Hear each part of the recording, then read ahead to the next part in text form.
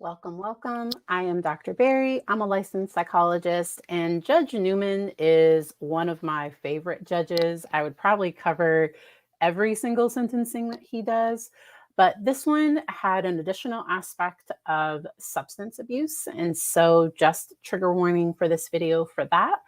They don't really talk about it that much, but it is mentioned. And so I did just want to give that little warning. And then we are watching this on Law and Crime Stream, and I think there is 1 or 2 commercials. So I will try my best to catch those and fast forward by them, but the full link is down below.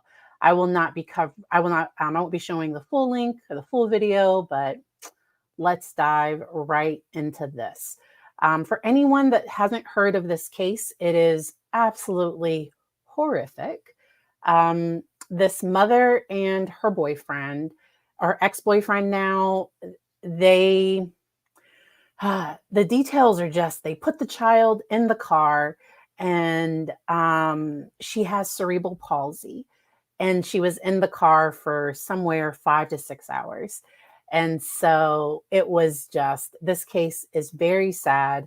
And they're saying that the car was on, the AC was on, but even once they realized that they needed to get her out, from what I heard in the testimony, so I watched the daughter's testimony, I watched the ex-boyfriend, Larry King Jr., I watched his testimony, and it just sounds like there was a lot of negligence going on.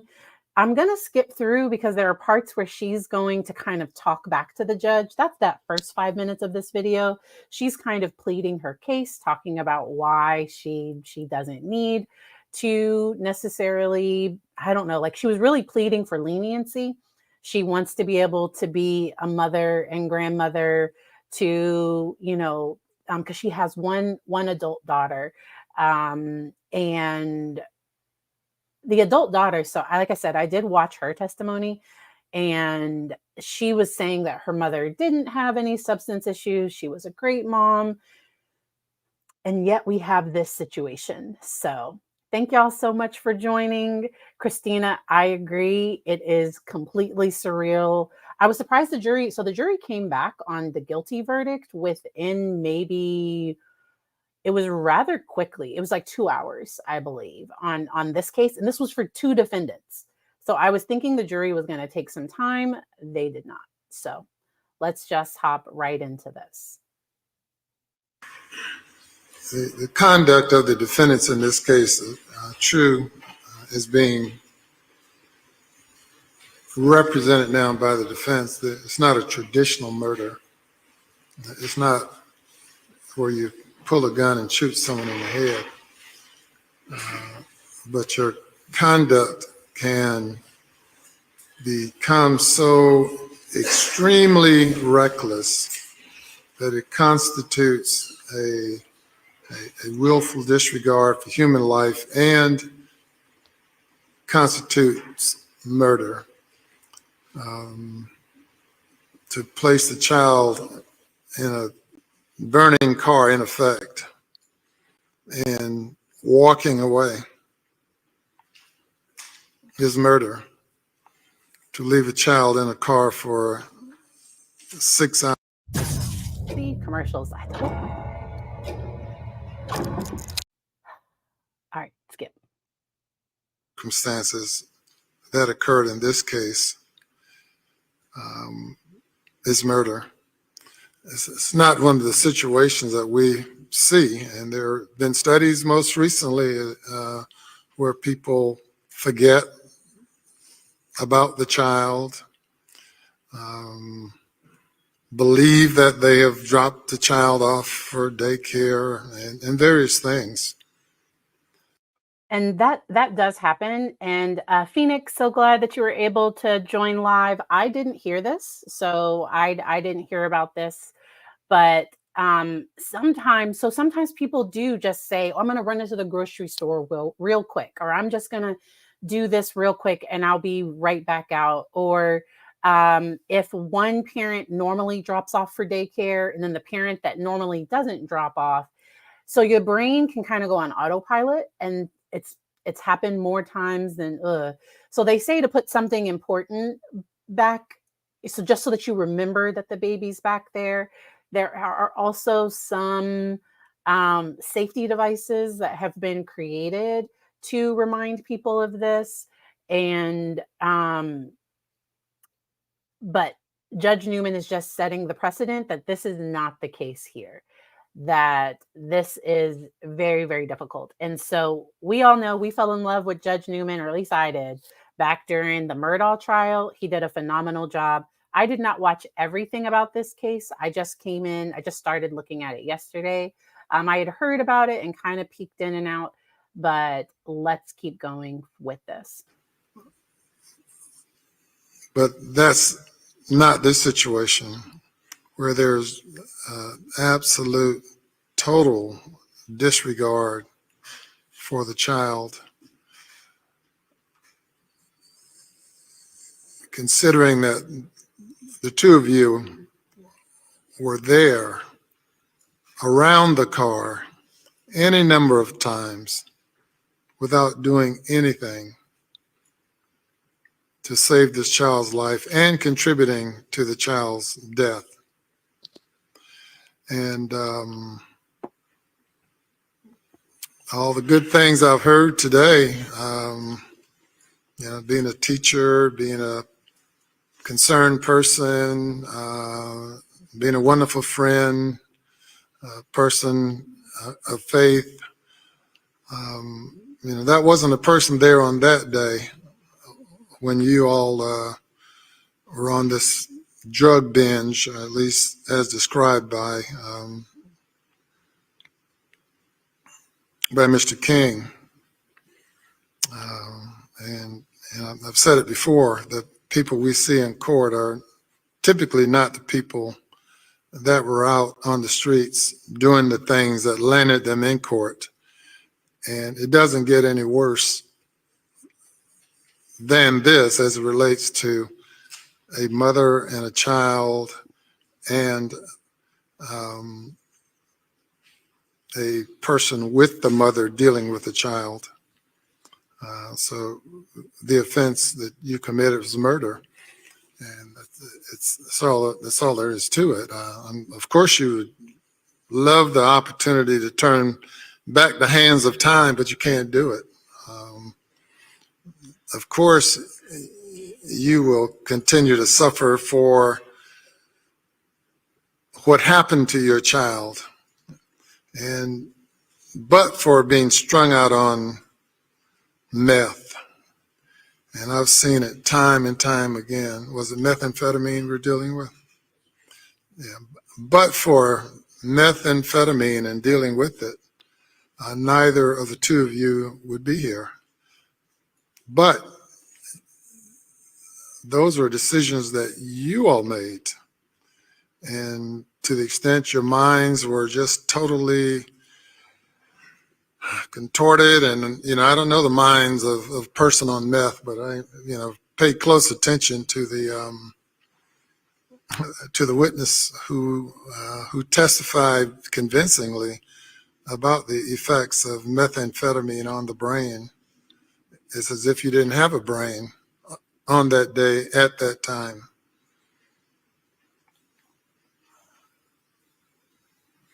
And, we're hearing about this mistake and bad judgment and all. Gabe eloped from our home. All right. And so while this commercial is playing, because she is going to speak up, and it's going to be kind of hard to hear her at that point, but she's going to speak up and talk about the fact that she wasn't on substances at that time. And y'all will hear Judge Newman's response to that part. I see it all the time with children, people who we deal with all the time. I call them children, 18-year-olds, 19-year-olds, 20-year-olds, people who do these same types of things, kill people because they're strung out on drugs, high on drugs. And, a life sentence for them is more than the lifespan that you're talking about, because they're going to prison at ages 2021, 22, 23 for life. And you don't have the excuse that they might come in here with. Of course, none of it is acceptable, but they.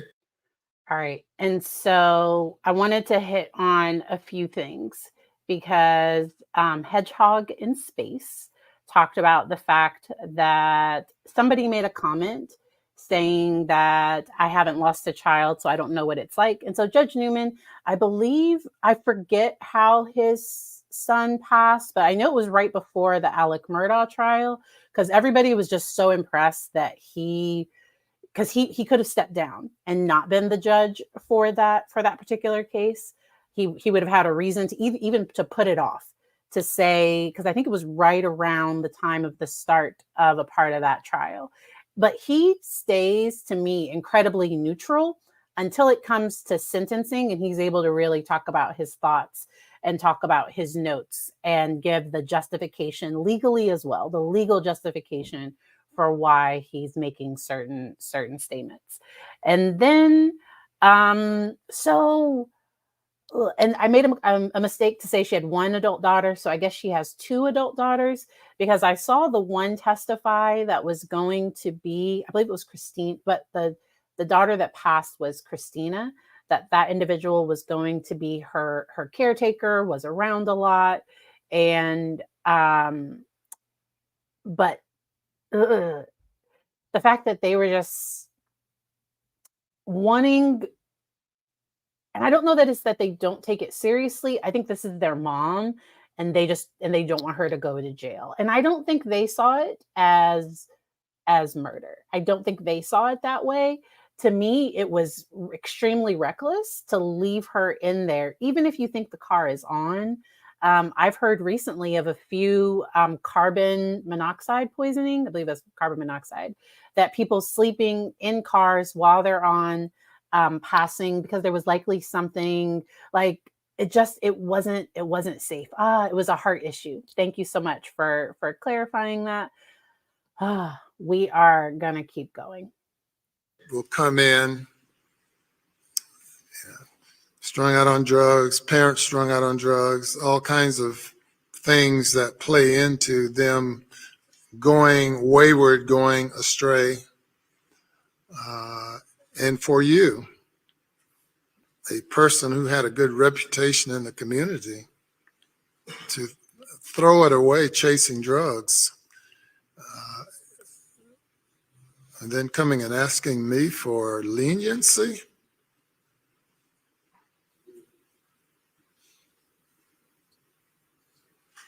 And I'm trying to balance who's more at fault here, really, Mr. King or Ms. Panalangam. I mean, it's a. And it seemed like, so in some of the videos that I saw of people giving commentary on it, because he tried to say that, like, this wasn't my child and that it really wasn't his responsibility. There was one point, I guess he asked her if she wanted him to break the sunroof, and he was alleging, because it's hearsay, he couldn't actually say what she said or didn't say, but they did not break the sunroof and ended up calling a locksmith. They ended up driving back to her house to get another key fob to try to get into the car. And so all of these things, I honestly wonder if they had called emergency services earlier, if that might have mitigated some of this. But and the fact that they had video, so all of this was caught on video. I did not watch the video. It would be very hard for me to watch that, especially knowing what the outcome is. But let's keep going. It's almost a toss-up. Mr. King put the child in the car, and per the video, just didn't care anything about the child. Just left the child there to die while they're pursuing each other. It's just so It's almost unbelievable. How could you all do such a thing? And you could do such a thing because you're hooked on drugs, hooked on meth. I've always been anti-drugs. Pardon? I divorced my first husband because he was an addict. Mhm. I do not Okay, so this part is kind of hard to hear, but she's talking about divorcing her first husband because he was an addict. She's going to say that she wishes that she had asked for a hair follicle test. Uh, And that's the part that got a little confusing for me. I'm going to listen to it with you all one more time, but it was almost like she was saying that she wasn't, but it sounded like she did it with him. And it might have been the first time, but like I don't that this part was a little confusing. We'll listen to it together. If any of y'all know or heard it a little better, let me know in the chat. do drugs. I never did drugs. It was in my brain that weekend, and I have told my lawyer that several times. But I don't do drugs, and I wish back then I would have taken a hair follicle test or something to show me that drugs was not a part of my life. Yeah, that makes you having less an excuse, less justification. Your mind wasn't screwed up as you're telling us now. That weekend because it was in my, I was not a drug user. Yeah, a mother who's not under the influence would leave their child in a car under those circumstances for 5-6 hours, who knew the child was in the car. Another commercial. Let me. Do you think So, and I think she doesn't like being portrayed as an addict. So, Larry King, the other guy, he's been pretty open about his substance abuse history and that he's now like he's been clean. Like he actually gained quite a bit of weight from not being on meth and this and that. But sh- I'm not sure what the defense would be here to say that I wasn't on substances but I still made these choices. Ugh. But I think she's thinking it makes her look like a bad person if she was on substances. These are just my thoughts. And knew the child had been in the car for that period of time and drive off and leave the child. How could you?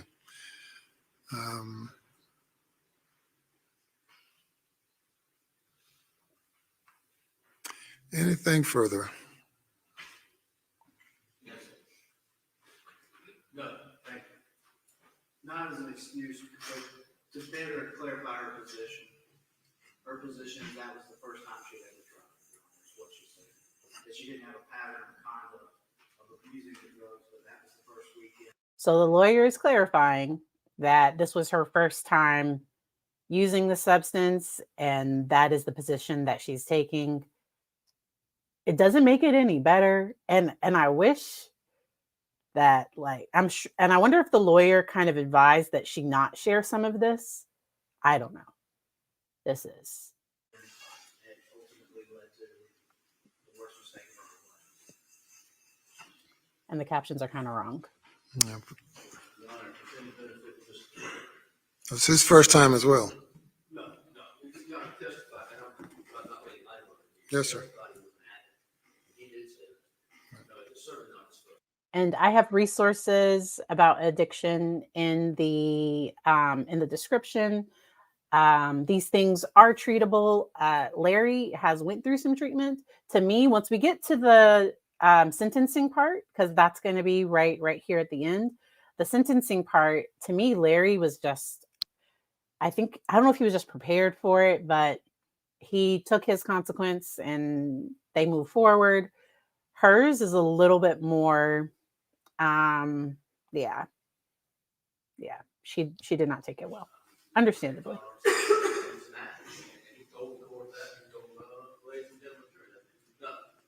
If it's any benefit to Mr. King has accepted responsibility from the outset. Part's so hard to hear. Talking about the possibilities, he accepted responsibility, and he's accepted responsibility. I know it's going to be imposed on him one way or another. He can do it gracefully or not.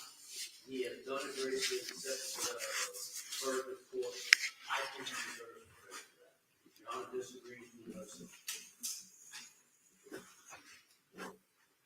think he's going to go to the state next.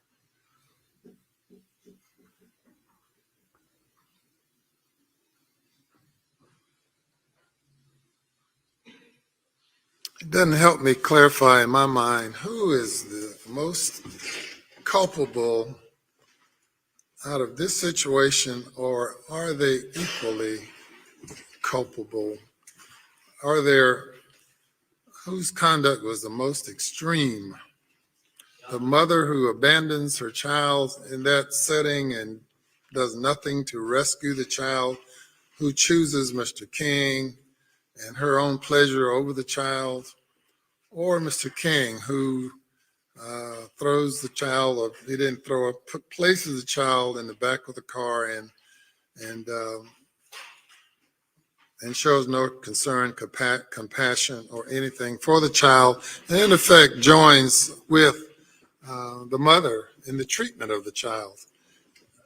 Though it wasn't his child, he initiated his role in it when he placed the child in the back of the car, and when he did nothing to get the child out of the car. On behalf of Mr. King, in response to your Yes, sir. inquiry, Yes, sir. all my dealings with him and all my conversations with him, he doesn't want me to point the finger or some way to minimize his involvement or his culpability by saying, well, she's worse, she's worse. Your Honor's heard what he's done. He owns the conduct. He was candid on the stand. Yeah. He's accepted. Yes, sir. He's not And I appreciate that. You've said that repeatedly, and I accept it, and I appreciate that. But when Your Honor asks who is more culpable, In my mind, I'm trying to make that determination because I'm going to have to sentence each one of them to. This was done literally in less than a So day. many photos. And so let me know in the chat, who would y'all have found to be more culpable? I would have found the mother to be.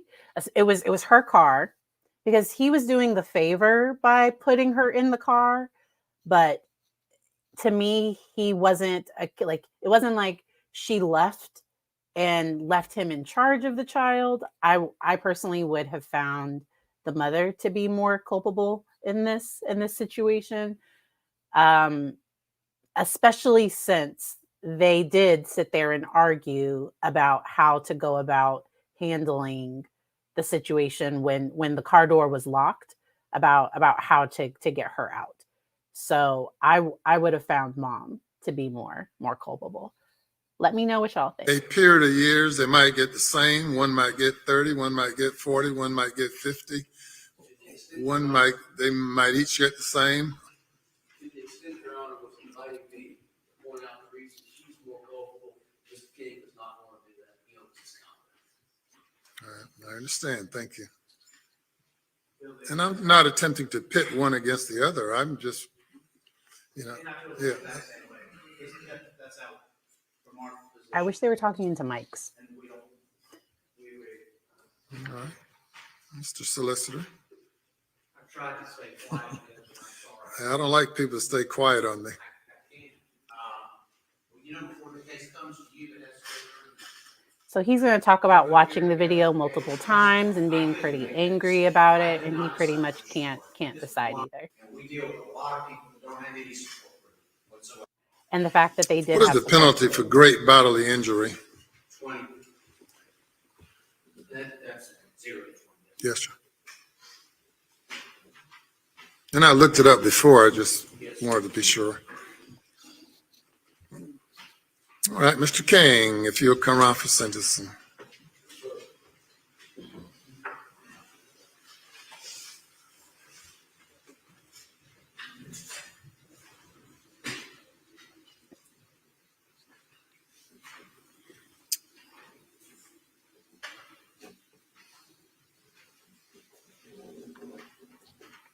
Mr. King is sentenced to the court on the offense of murder that you be committed to the State Department of Corrections for a period of 32 years. Great bodily injury, the sentence is 20 years. Sentences will run concurrent with credit for any time that you've already served. Thank you, Your Honor. Thank you. Thank you all.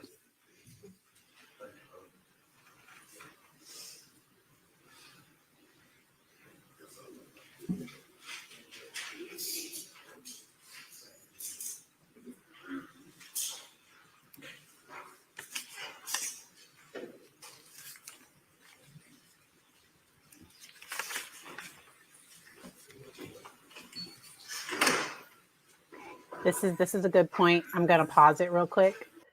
And I was a little surprised. I'm gonna be honest. I was a little surprised that the judge, but I do think the judge took into account just the time, their inaction for those however many hours that they knew she was in the car and the door was locked and they didn't get her out. I think the judge is taking that into account. But I was a little surprised that he got as much time as he did. He is about the sentence bomb. The animal cookie, I really like this. Trying to separate the feelings of mom's refusal to take responsibility. And then, so boyfriend's physical action versus mom's duty of care. I like that. And that was a lot. That was, so he's about to, in just a little bit of time. So Judge Newman does not play. He is about to, I'll just play it.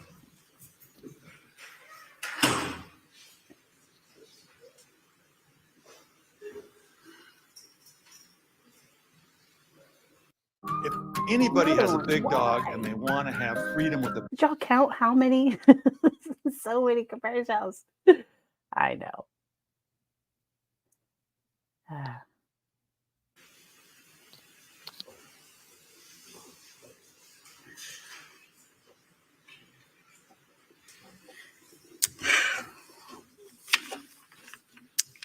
This Panalanga,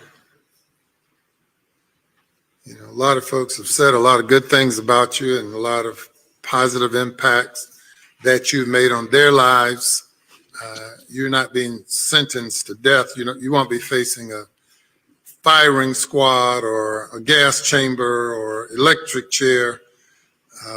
Your life goes on, but it'll go on behind bars, and you'll still have that same opportunity to make a positive impact on the lives of other people who you encounter. And I hope you do that.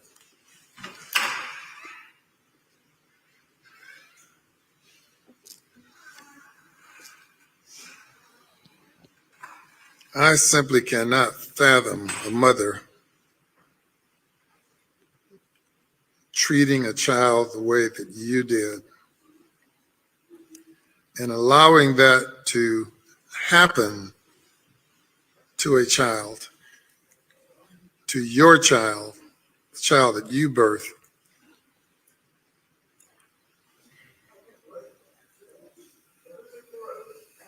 Yeah.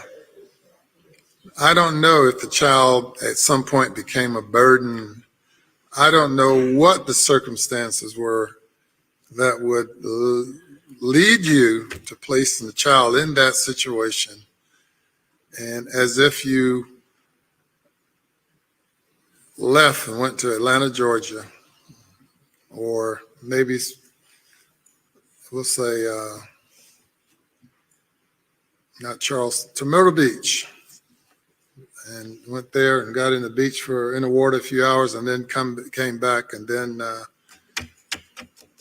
decided that it's a frantic situation. You did it. You have to live with it. And as bad as the conduct of Mr. King was, yours was worse, in my mind.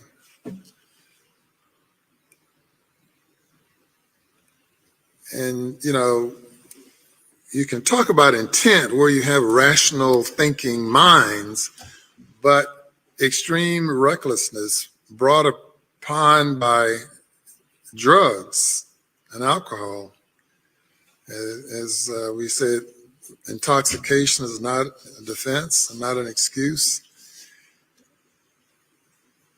That's what, in effect, you're asking, and it's not.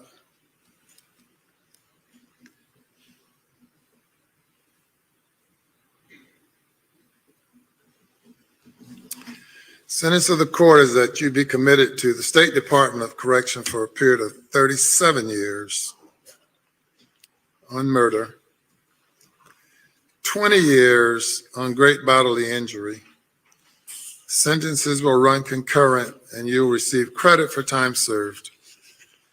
Do we have the number of days of credit that they're entitled to? 39. All right. Receive credit for 39 days. You're going to see her kind of walk away. But that was... Judge Newman is just amazing. He is a phenomenal judge. That is all I can say. I think he's going to retire at some point. We have to milk like all the court cases we can out of him before he retires. Somebody said that they actually fiddled with the porch swing for like an hour after discovering that the car was locked. And I do think a part of them thought that because the car was on and the AC was on, that she would be okay. But I don't know if you've ever sat in a hot car, like even with its on, like, because this is South Carolina, and I think this happened during the summer. Like this was just wow. And he only held the mom maybe a little bit more responsible than Larry. So Rita was held just a little bit more responsible than Larry. But wow. Next, so about 2 p.m., so in about 15 minutes, less than 15 minutes, I'm going to hop off of this and get on and talk about, I'll give y'all a little... We are going, let me share my screen again. If you've already seen like the stuff for it, but there is a case that is a bit of a mess and we need to talk about it. And so it's the Ruby Frankie and Jody Hildebrandt. I'm not great at pronouncing that one. Out of Utah. So she was a mom that had content on YouTube called 8 Passengers. And so we are going to talk about that case, talking about neglect. And so the case hasn't really started. So they only discovered the children. It's a little unclear for me exactly when YouTube shut down her 2 YouTube channels. I don't know if that was after her arrest, but even the videos that were up before they were taken down, I think there were some red flags. I didn't really watch her, so I just heard about her content. But it's a bit of a mess. Let me just check out these last remaining comments. Oh, the car wasn't actually on. What? Whoa. Okay, so I don't know. So wow. Wow. Because I watched Larry's testimony, and so that's why I thought the car was on that whole time. I wouldn't think they would have like wasted gas, not wasted, but you know what I mean? I wouldn't have thought they would have left it on for that long. Anytime. Y'all say thanks so much for sharing. Glad. I like covering these things. Judge Newman is phenomenal. He is no nonsense is a really great way. You said it. Like he does not take nothing from nobody. And so, oh yeah, because they ended up taking away the conspiracy charge because I think she was acquitted of the conspiracy charge. That's my understanding. All right. Oh, okay, good. Because if it had been on, she would have been okay. So that makes sense. That makes sense that it definitely was not on the entire time. That would make sense. All right. So I'm going to go ahead and hop off, get ready for the one in about 10 minutes. I hope y'all enjoy the rest of your day. Y'all have a good one. Bye.